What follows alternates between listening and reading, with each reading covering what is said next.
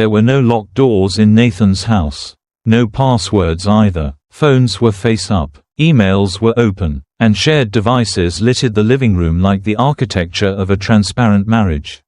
But if you looked closely, if you paid attention, you see that some secrets didn't need hiding. They simply needed trust to remain undisturbed. Nathan had known Zack since their first year of college. They had met over a failed group project, a shared pizza, and a mutually brutal hangover. Over the years, their friendship had gone through every phase imaginable: co-conspirators in campus mischief, late-night crisis counselors, groomsmen at each other's weddings, or, in Zack's case, would have been groomsmen, if he had ever made it down the aisle himself. Zack was the kind of friend you never had to schedule. He just showed up, and for the most part, he was welcome. Nathan's wife, Mira, liked Zack more than liked him. She trusted him, valued him. There were long-running jokes that Zack was her emotional translator whenever Nathan became too blunt or oblivious. Zack had a gift for nuance, for listening without solving, for reading a room with one raised eyebrow. Mira called him her second husband, with a laugh that used to make Nathan smile. They all spent a lot of time together: barbecues, vacations, Sunday movie nights. Zack had a key to the apartment and a drawer in the hallway marked with his name. It wasn't formal, it was just understood, the kind of closeness that felt safe until it didn't. Nathan had secrets, too, small at first, excusable. He had slept with a coworker once. A moment of weakness after too many drinks and too many weeks feeling unseen. Mira had been distant, buried in work, her smiles thinner than usual, their conversations reduced to logistics and calendar invites. Nathan hadn't told anyone, not even Zack, until he did. It had been a night like any other. Beer, a basketball game, Zack picking apart Nathan's work frustrations with the same casual wisdom he always had. And then, as if pulling a thorn from his own side, Nathan said it. "I slept with someone." Zack didn't blink. "Did you tell Mira?" "No." "Was it a one-time thing?" "Yeah." "Do you still love her?" Nathan had nodded. And that was it. Zack didn't judge, didn't moralize. He just listened. He always did. Over the weeks that followed, Nathan noticed Zack visiting more often. Not just when he was home, but when he wasn't. He'd come back from a late shift and find Zack's shoes at the door. The scent of Mira's cooking still in the air. Once, he caught a look, just a flicker. Mira, laughing too hard at something Zack had said. Zack, brushing her shoulder as he handed her a glass. It was nothing. It was everything. But Nathan didn't say anything. After all, he was the one who had blurred the lines first. And Zack was his best friend. His brother in all but blood. The person who knew every version of him, the good, the selfish, the unsure. Nathan had trusted him with his worst. Believed that meant something. What he didn't know, what he didn't dare let himself suspect, was that Zack wasn't just listening anymore. He was sharing. Because while Nathan had been confessing, Mira had been unraveling. The distance in their marriage wasn't just Nathan's to own. Mira had felt it too, the invisible weight of compromise. The erosion of intimacy, the silence behind the smiles. And Zack had been there. He had heard her frustrations before Nathan had. He had seen the cracks before Nathan noticed the walls. And sometimes, the people we trust to protect our stories are the ones who rewrite them behind our backs. By the time Nathan noticed how often Mira turned to Zack in conversation, how often Zack finished her thoughts, how often their inside jokes shut him out, it was already too late. But the real betrayal hadn't happened in a bed.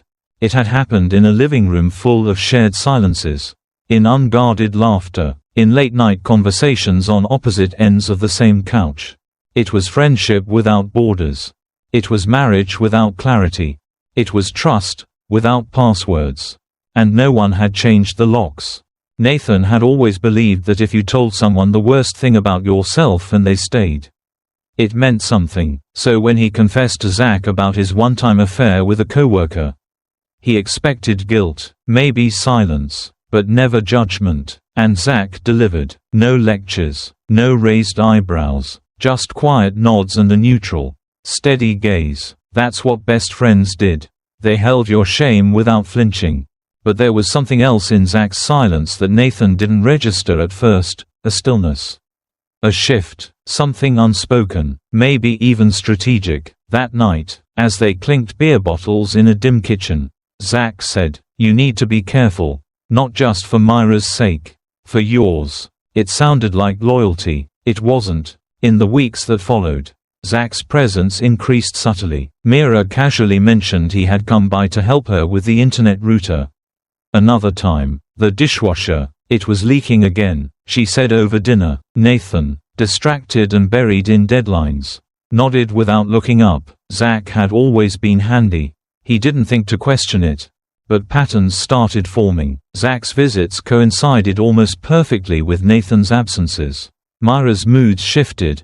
She was lighter, more vibrant. She laughed more, not at Nathan's jokes, but at her phone, her laptop, quiet thoughts she wouldn't explain. And Nathan, wrapped in his own guilt, convinced himself he had no right to be suspicious. One night, while Nathan scrolled through emails in bed, Mira stood by the dresser brushing her hair. Zack said he might stop by tomorrow to check the smoke alarm. She said casually. Nathan looked up. Did we ask him to? No, she said, not turning around. He just noticed it chirping last time. Nathan didn't reply, and he didn't sleep. The next evening, Nathan came home earlier than planned.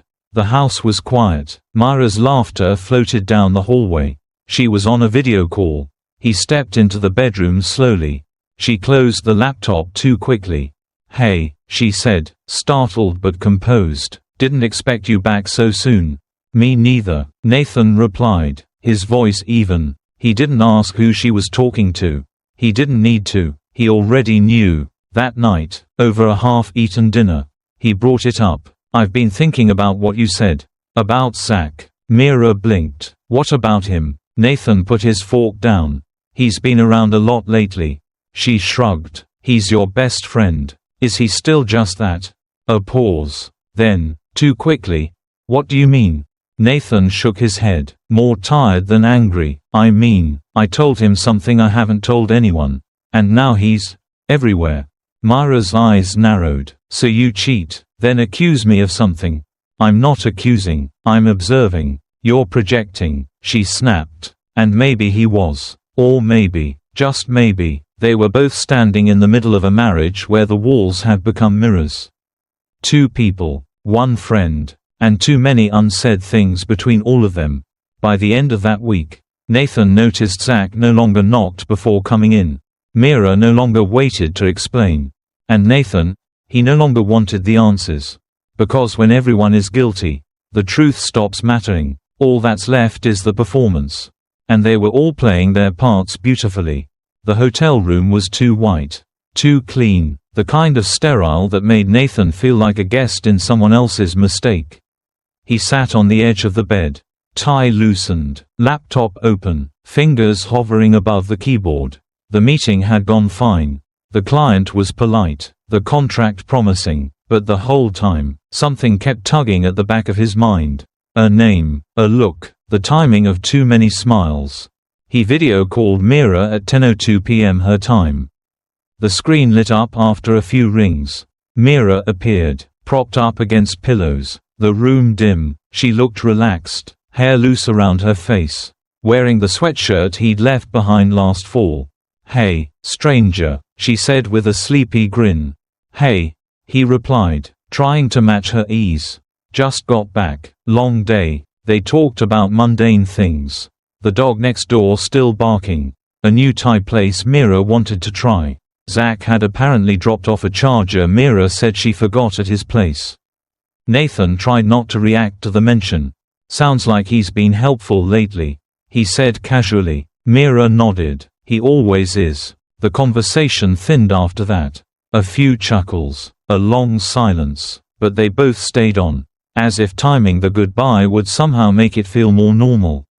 Nathan looked at her face on the screen and, for a second, tried to rewind time, back to when her smile didn't feel like a performance.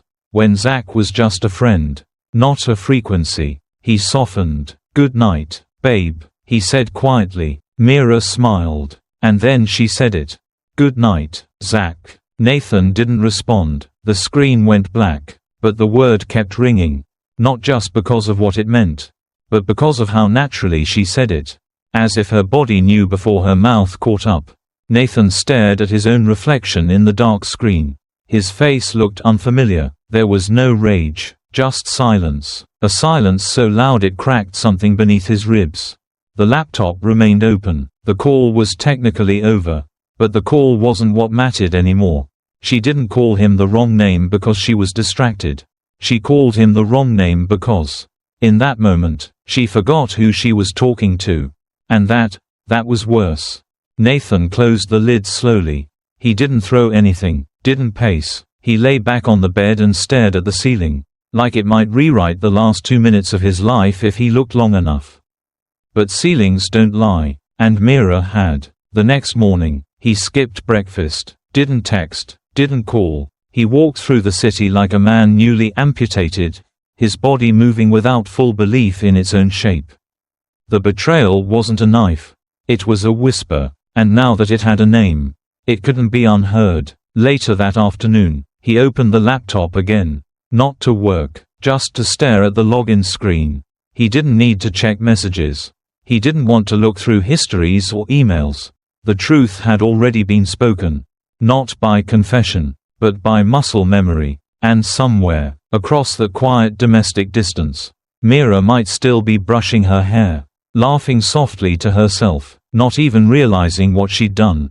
But Nathan knew, because there are some words you can't unsay. And some names you only say when they've already become yours. Nathan arrived home a day early. No warning, no text. He carried no suitcase, just a carry-on and a silence sharp enough to slice through any rehearsed apology. The key turned in the lock the way it always had, smoothly, as if nothing had changed, as if he was still the man who belonged there. The apartment was still, too still. Afternoon light spilled across the floor in streaks. The air smelled faintly of citrus and detergent, the kind Mira used when expecting company. His shoes met hardwood with a softness that almost made him invisible. Then he saw it. Zack's jacket, hung on the back of the dining chair, lazily, like it had a right to be there. Like this wasn't someone else's home. Like this wasn't someone else's wife. Nathan didn't call out. He moved slowly, not like a predator, but like a man wading into the last scene of a story that had already ended. Zack stood in the kitchen, pouring coffee into a mug Nathan had bought on their honeymoon. They locked eyes. Zack froze. The kettle still hissed behind him. A drip hit the floor. Nathan didn't ask where Mira was. He could already feel her absence in the air, intentional, crafted. She was gone before the confrontation could begin. Maybe to avoid being blamed. Maybe to avoid choosing sides. Zack spoke first. "Didn't know you were back." "Clearly," Nathan replied. They stood there, two men tethered by the same ghost. "She said you were away until Friday," Zack added. "I was." Another silence. Not awkward, not angry, just tight. Nathan walked past Zack, opened the fridge, grabbed a bottle of water, and sat at the table like a man settling into a confession booth. He didn't shout. He didn't swing. He simply looked at Zack and said, "I used to think I was the one who messed this up." Zack blinked. "You didn't?" "Oh, I did," Nathan said, "but not alone." Zack leaned against the counter, arms crossed. "I didn't plan for this." "No one ever does," Nathan replied, "but you followed through." Zack looked down. "She came to me. I didn't chase it." Nathan almost laughed. "Funny, that's exactly what I told myself when I slept with someone else." Zack's eyes narrowed. "So we're the same now?" "No," Nathan said, "we're not the same. We're both liars, but you lied with more patience." Zack's voice dropped. "I didn't mean for it to go that far. But it did." They stared at each other. No fists, no bruises, just a table between them and years of layered betrayal. Nathan broke the stare first. "I thought you were my friend." Zack didn't flinch. "And I thought I was hers." The words hung like wet clothes, heavy and clinging. "Here's the truth," Nathan said quietly. "We're both the other guy. In our own stories. Zack didn't answer. Nathan stood, walked over to the hallway mirror. The one Mira always adjusted before leaving for work. He stared at himself. "You know what I see?" he said without turning. Two men who thought they were central. But really, we were just options. Zack stayed still. "She left?" Nathan asked. Zack nodded. "This morning. Said she needed space." Nathan shook his head. "No, she needed distance. From both of us." And just like that, the house felt emptier than it ever had. Not because Mira was gone, but because the illusion of choice was. 2. Nathan picked up Zack's jacket from the chair. Tossed it toward him. "Next time you take something that isn't yours," he said, "make sure she actually wants to stay." Zack caught the jacket but said nothing. And Nathan, for the first time in weeks, felt honest. Not clean, not healed, just honest. Because when both men are liars, neither gets to be the hero. Only a reflection in a mirror. They broke together. The house was too quiet. Not the peaceful kind of quiet that meant rest. Or the gentle silence that falls after forgiveness. This was the hollow quiet of something gone. Not just a person, but the shape they left behind. Nathan stepped into the living room and stopped. Half the furniture was missing. The bookshelves had been cleared. The couch cushions were gone. The art had vanished from the walls. The kind Mira always said grounded the room. But it was the dining table that hit him hardest. Gone. Not just the chairs. Or the centerpiece bowl she filled with fruit and forgotten mail. The entire table vanished. As if the shared meals, arguments, laughter, and routine no longer deserved a place to be remembered. In its place sat a single envelope. Unsealed. Propped against the wall. He didn't rush, didn't need to. The weight of it was already pressing into his chest. He opened it. The handwriting was Mira's. Steady, unapologetic. "You both thought you knew me. But all either of you ever did was claim me. Interpret me. Use me to justify the worst parts of yourselves. You, Nathan, believed marriage was a prize you'd already earned. And you, Zack, thought friendship gave you permission. Neither of you ever asked who I wanted to be. You just assumed I'd stay to be chosen. Well, I'm not staying. Not for one of you. Not between you. Not in the middle of your reflection. I'm not coming back. Because none of this was ever about love. It was about ownership. And I'm done being owned." Nathan sat down on the floor where the table used to be. The room echoed. An hour later, Zack arrived. He stepped into the silence and stopped short. "She's gone," he said, though it wasn't a question. Nathan nodded. Zack saw the letter but didn't ask to read it. He didn't need to. They both knew what it would say. That night, they ate dinner from takeout containers. Seated on the floor, not across from each other, but shoulder to shoulder, as if neither could bear the direct gaze of the other. They didn't speak. There was nothing worth saying. They chewed slowly, like the food might fill the spaces Mira had carved out with her absence. But nothing settled. Not the silence. Not the food. Not the men. They were no longer rivals. No longer even angry. Just two men surrounded by what was left after the center gave out. Nathan stared at the spot where the table used to be. "It's strange," he said finally, "that a piece of wood could feel like the heart of something." Zack looked up. "It was never about the wood." Nathan nodded. The next morning, Zack packed a bag, said he had a friend upstate who owed him a couch. Nathan didn't ask when he'd be back. Zack didn't offer. They exchanged a nod. And that was it. Nathan stood alone in the apartment. The ghost of a table etched in his memory like a scar. There was no more Mira. There was no more marriage. There was only the floor. And the echo of men who mistook her silence for consent. The chairs in the circle were all mismatched, metal folding, wooden, one with torn upholstery. Nathan chose the one closest to the window, even though it squeaked when he shifted. Outside, the leaves had begun to turn. 1 year, a full year since the last time he saw Mira's handwriting on a letter he never responded to. 1 year since Zack left with a duffel bag and a nod. 1 year since the silence became a soundtrack instead of a threat. The group leader, a middle-aged woman with soft eyes and a firm voice, nodded at him. "Whenever you're ready." Nathan rubbed his hands together. They were dry. Cracked. He hadn't spoken in the last 3 sessions. Just listened, watched, let other people's pain echo in the places he used to keep pride. He took a breath. I used to think I was the one who got hurt. He said, that I was the one who was lied to. That I was the one who had something stolen.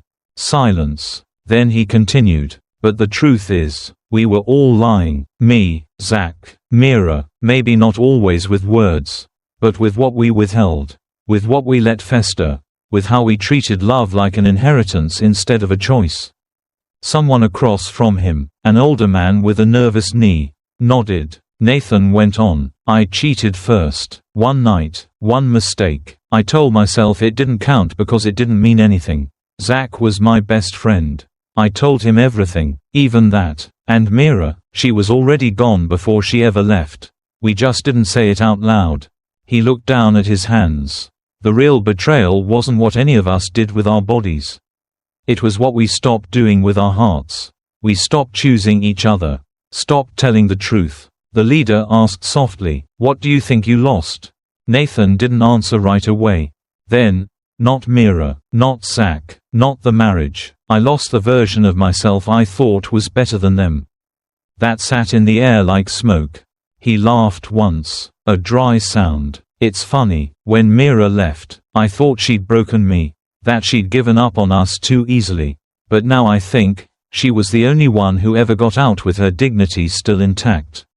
Someone shifted in their chair. The woman beside him offered a tissue box. He waved it off gently. I'm not angry at Zack anymore. I'm not angry at her. I'm not even angry at myself. Not in the way I used to be. It's just, I see it now, we were never victims. None of us. Just 3 selfish people trying to be loved without really knowing how to love back. The facilitator nodded. That's a powerful truth. Nathan leaned back. Let the words settle. Betrayal doesn't always take something from you. He said finally, sometimes. It just shows you what you never really had. He didn't cry. He didn't smile. He just sat there. After the meeting, he walked home alone, not back to the old apartment. It had been sold 6 months ago, but to a smaller place. One with less furniture, less memory, more air. In the hallway mirror, he stopped, looked at himself, not to fix his collar, not to practice a speech, just to see. For the first time in a long time, he didn't see Zack's rival, or Mira's failure, or even the man who ruined everything. He saw a man, flawed, no longer pretending. We all thought we were betrayed. He whispered to the reflection. But none of us were innocent. He stepped away, and this time, he didn't look back.